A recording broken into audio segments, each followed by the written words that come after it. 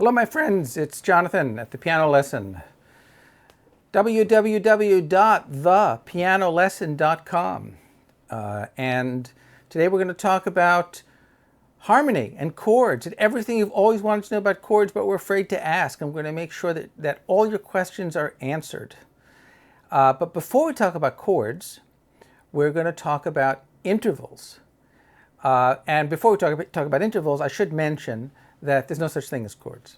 What do I mean by that? Well, think of a chord as a snapshot in time, like a camera.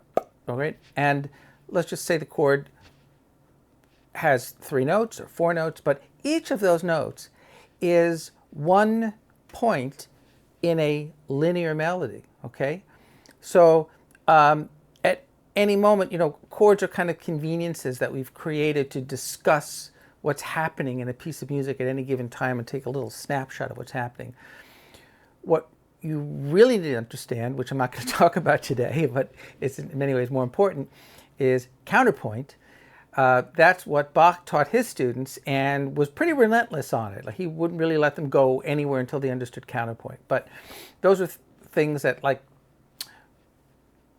chorale writing, 4-part writing. But conceptually, the idea that you have melodies, linear melodies, because music is a story told in sound over time, right? It's not just, like that. So if you have three notes in the chord, that's really representative of 3 melodies, or 4 or 5, or whatever that is. And as a pianist, unlike, say, a clarinetist or a flute player that only has to worry about one melody, we have to worry about more than one melody. But hey, it's the modern world, it's conveniences, and, discussing harmony is very useful. But let's talk about intervals first of all. So inter meaning between, the relationship between 2 notes, all right? I'm going to turn around and give you the board here. So there's 2 kinds of intervals, all right? There's that we need to know about. We're talking about basically diatonic. That's terrible. How do you tolerate me writing like this? That's awful. Diatonic, right? So notes that are in the key. And those are all notes in the key of C. And if I start on the first note and go up to the second note, that's an interval, and that's an interval, and that's an interval, and that's an interval, and that's an interval, and that's an interval, and that's an interval. And they all have names. And those are within an octave. But usually we're talking about perfect intervals, and major intervals, all right? So what are the perfect intervals? Starting on C, 1, 2, 3, 4, that's a perfect 4th, right? 1, 2, 3, 4, 5, that's a perfect 5th, and 1, 2, 3, 4, 5, 6, 7, 8, that's a perfect octave, right?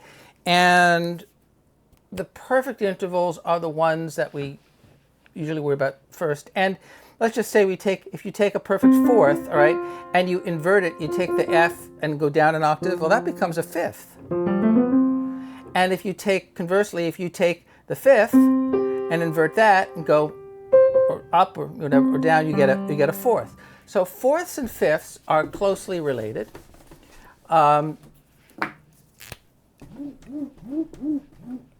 Right, so you have the 4th, you have the 5th, and then you have the octave. That's the 4th, the 5th, and the octave.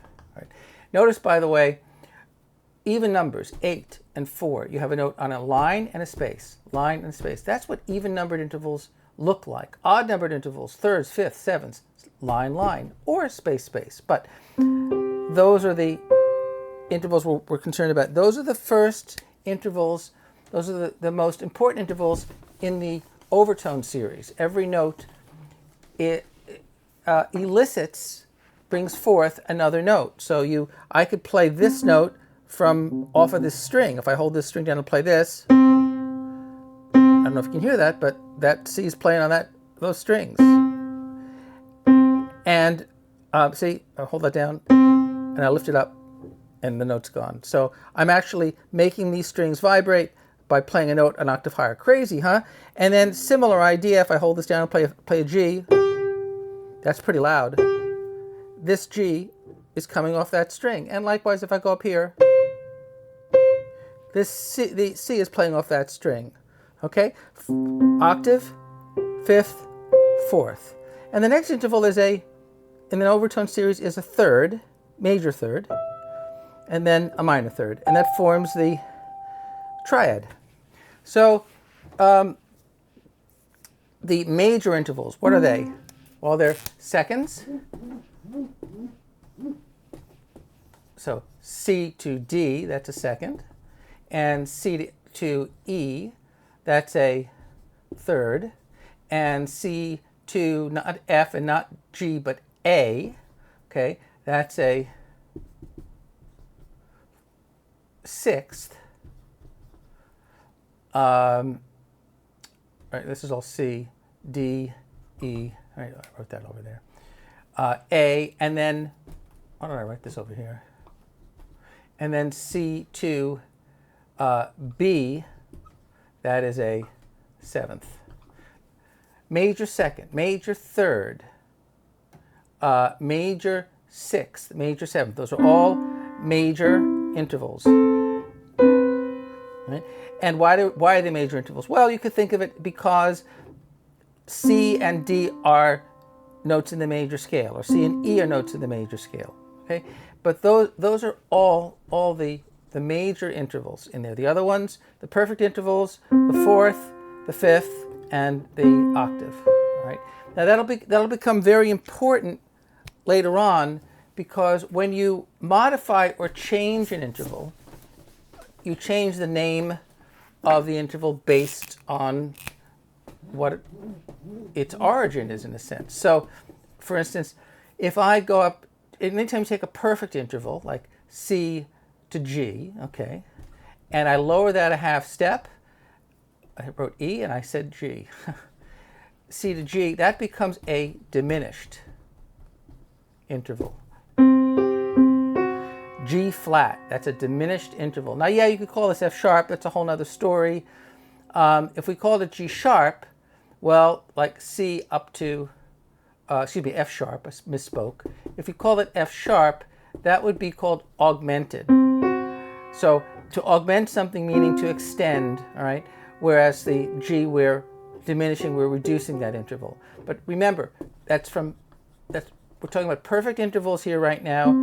If we had an octave, okay, if I had C and that's an E, C and C, all right, that's an octave, and I did that C flat,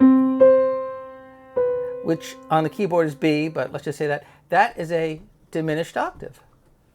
And yes, there are diminished octaves, okay, they're not the same as major sevenths. So that's where perfect intervals come into play.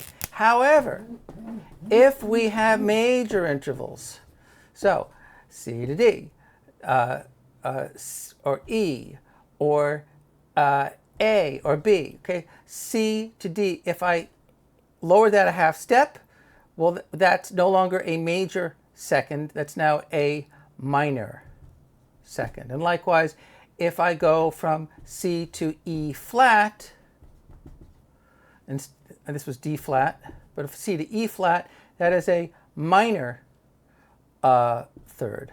So if you take a major interval and you lower it a half step, you get minor. Likewise, C up to A flat, that is a minor sixth, and C up to B, if I lower that a half step, B flat, this is A flat, that is a minor seventh. All right, so major intervals, all right, and if you flat it, it's now minor. That's important to know. You got to know that if you're going to understand chords. Before you understand chords, you got to understand intervals. Now, what happens if you have a minor interval? The plot thickens. So, C to D, right? That's your major second, right? That's your major second. otherwise known as a whole step, right? If you have a major second, you lower it a half step, it becomes minor. You lower it another half step, it becomes diminished. That's diminished now. So, and is that the same note? Well, it could be C on the keyboard, but the point being that if you take a minor interval, and you flat it, then it becomes diminished. Unlike the perfect intervals. The perfect intervals, if you flat them, they immediately become diminished. But not so with these. Major, minor, then diminished. So let's like C up to E flat, minor, E double flat, that is a diminished third. Likewise, C up to A flat, A double flat. And yeah, we use double flats, you know, right? That's a diminished sixth.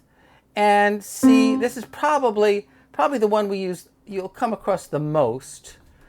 Diminished fifths but in terms of major intervals, C up to B, okay? C up to B, that's a seventh. This is getting a little crowded. Well, I'm just going to erase that. It's getting a little sloppy here, but this kind of warrants more of an explanation. But C up to B flat, that's major 7. Flatted is minor 7, and then another flat is diminished 7. Now, that'll become important when you make diminished chords.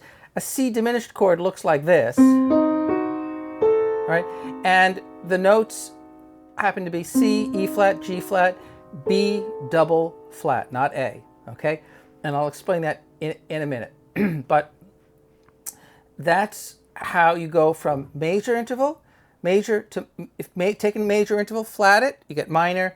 Take minor interval, you get diminished. Unlike the perfect intervals, if you take a perfect interval and flat it, it automatically becomes diminished. And yes, if you raise an interval, typically the fifth, let's say, or even the fourth, that becomes augmented. Like if you have a fifth, C up to G, and you raise that a half step, that becomes augmented, an augmented fifth. Sometimes in chords we see +5, so I don't know.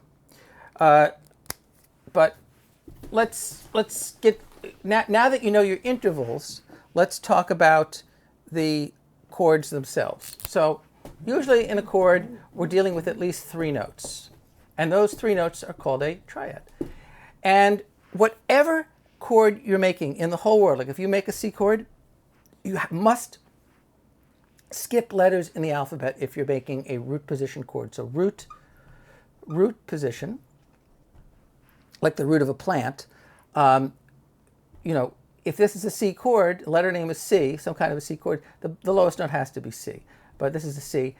Line, line, line, right? Those are skips.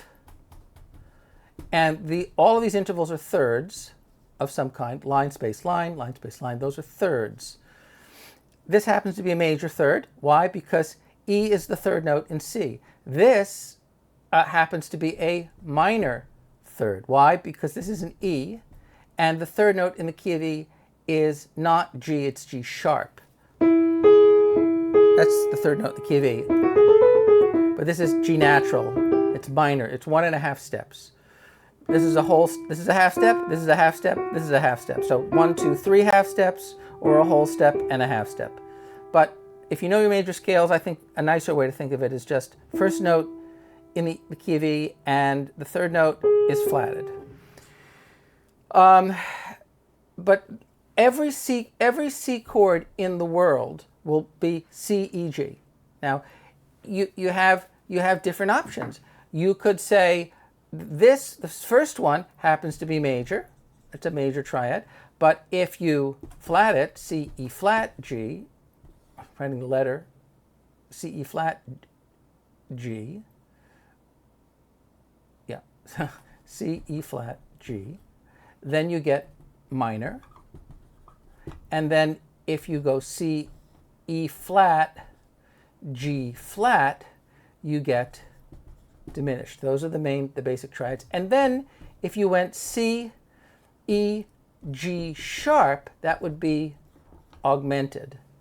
So sometimes you'll see C, capital C small m, capital C dim, or you might see CC, C plus, sometimes you'll see that, or just C augmented, you might see that. But typically that's what you're going to see. And if you listen to the difference, major, minor, diminished. So how do I think of those? Well, there's really only three kinds of harmonies, all right? There's happy, there's sad, and then there's scary. Happy, sad, and scary. Those are the three harmonies. Now, the augmented chord I think of as kind of on its own, but we call the augmented chord the question chord. Why? Because it sounds like this. It sounds like what? And it goes well with this scale, this whole tone scale, but it has this kind of dreamy quality. And if I keep going up, this is a major third, major third, major third. It's all kind of major third stacked. It's a kind of a symmetrical chord. It's a very interesting sound. But for the most part, these three are going to be the ones that you're going to worry about the most. You're not going to worry about them. I don't want you to worry about them. But, you know. And there are scales that go with them. So major, major, minor, and then diminished. Right? And you can play little bits of that scale, right? But that's what that sounds like. Okay, you're not limited to 3-note chords. Boy, I hope my marker lasts. You can have 4 notes in a chord, right? C, E, G, B, all right? C, E, G, B. Again, we're skipping letters in the alphabet. If I started with A, let's just say, then I'd have to go C, and then E, and then G. So I'm skipping the letter B, right? And I'm skipping the letter D, and I'm skipping the letter F, right? Those are skips, which are also called thirds. But that's kind of how we're building, you know, kind of basic chords. Now, this is a C major 7. Why is it major 7? Because B is the 7th note in the major scale, and you have a major triad down here. If I go C, E, G, B flat, that is C minor 7. So I've lowered, excuse me, that's wrong. I'm giving you wrong information. That's C7. There we go. That's C7, also known as dominant. Why? Because this chord is diatonic to the key of F.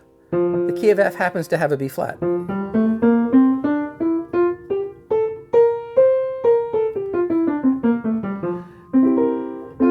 Right? But right now we're talking parallel harmonies.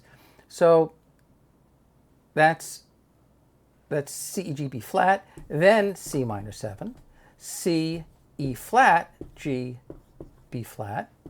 Then we have C minor 7 flat 5, also known as half diminished. Why half diminished? Well, because only half the chord is diminished. This is a minor third, this is a minor third. Diminished chords are classified based on these minor thirds. This is not a minor third, this is a major third. So we've lowered the third a half step, we've lowered the fifth a half step, and of course the 7th is lowered a half step. That's minor 7 flat 5, C, E flat, G flat, B flat, and then we have C, E flat, G flat, B double flat, which is C diminished 7. It is not A. If you write A in the music, I guess that's okay, depending, but it is not an A. But what do all these C chords have in common?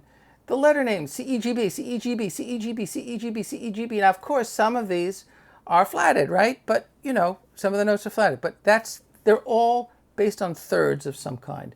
That's a minor third, that's a minor third. And G flat to B double flat, we have this, so G flat to B flat, that's a major third.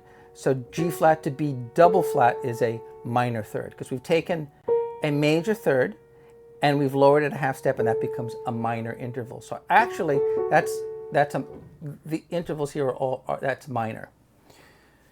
Whew, how are we doing? You keeping up? I'm trying to cram it in today. I don't know why, but I'm cramming. I'm in a cramming mood. Hope you guys can see that.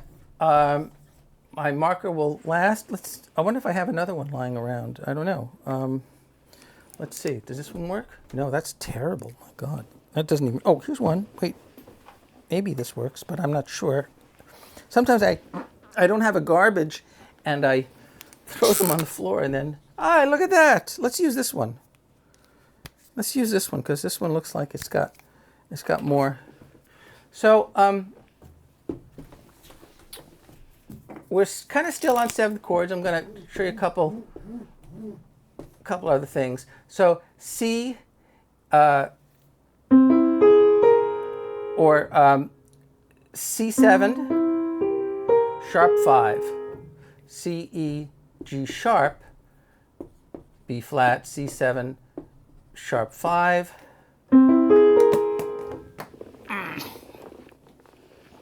Hold on to that marker. And we did this, right?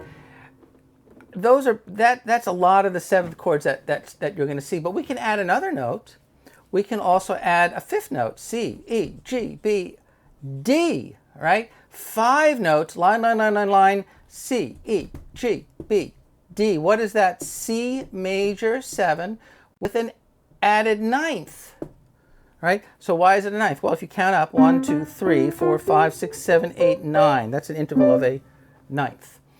And you can do all the things that we did down here. You know, you can make it C7 with an added ninth, C minor 7 with an added ninth, C half diminished 7 with an added ninth, C. Now, if I played C diminished with the ninth, that actually sounds very good. And the reason it sounds good is because the D is in the scale. That's kind of another little trick. If you have a chord, if the chord symbol says C diminished, as an example, okay, you could play the diminished chord a step up.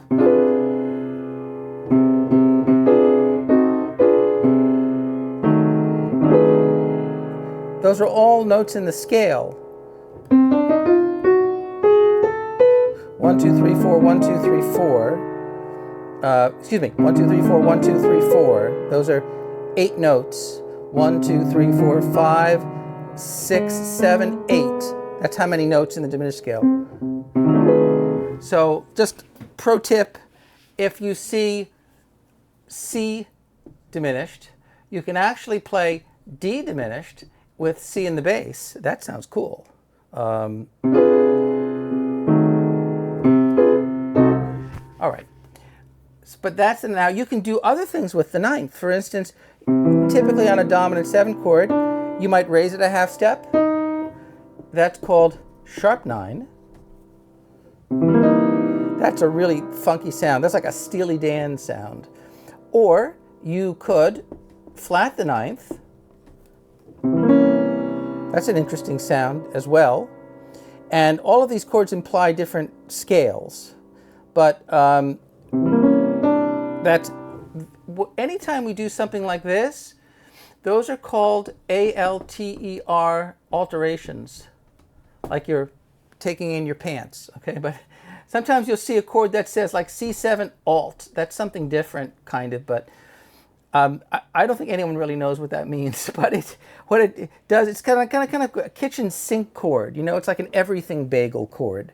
So you're going to have C7, but you're also going to have a flatted 5 and a sharp 5 and a flatted 9 and a sharp 9 and and then maybe a sharp 11. I don't know, and or you could have that up there. That's kind of your that's the kitchen sink everything bagel chord, all right? But taking this, that's a major ninth. Remember, major interval, and you raise it, okay? Augmented ninth, flatted ninth, right? Major, minor. It's actually, this is an interval of a minor ninth. Individually, the note itself, the scale degree, SCALADEGREE, the scale degree, 1, 2, 3, 4, 5, 6, 7, 8, 9, that's flatted. People get that, another little pet peeve of mine, people kind of get these terms confused. They'll say, rather than, they'll be talking about a chord, which is fine, they'll say C7 flat 9, okay, but then they talk about an interval, and they'll say flat 9, when what they really mean is a minor ninth, or an interval of a minor third, let's say, rather than, a flatted third or lowered third. When we're talking one way, we're talking about relationships. When we're talking about the other way, we're just talking about the note also in a relationship, but kind of in isolation. So, yeah. So, okay. Anyway, back here. Boom. We're up to ninths. Now, we don't have to stop at ninths. Oh, my God. Holy spumoni. We could go up and up. We could go root, third, fifth, seventh, ninth. We could do an 11th. And we could even do a 13th. Look at that. And that's all the time we have. But we did it. Now, of course, there's a little bit more than that, but I hope that clears up something, and I'm sure it created some problems in other ways. But drop me a line at www.thepianolesson.com, and we'll be happy to service your needs. I am available for lessons as well. But we'll see you later. It's Jonathan, the Piano Lesson, signing off. Bye-bye.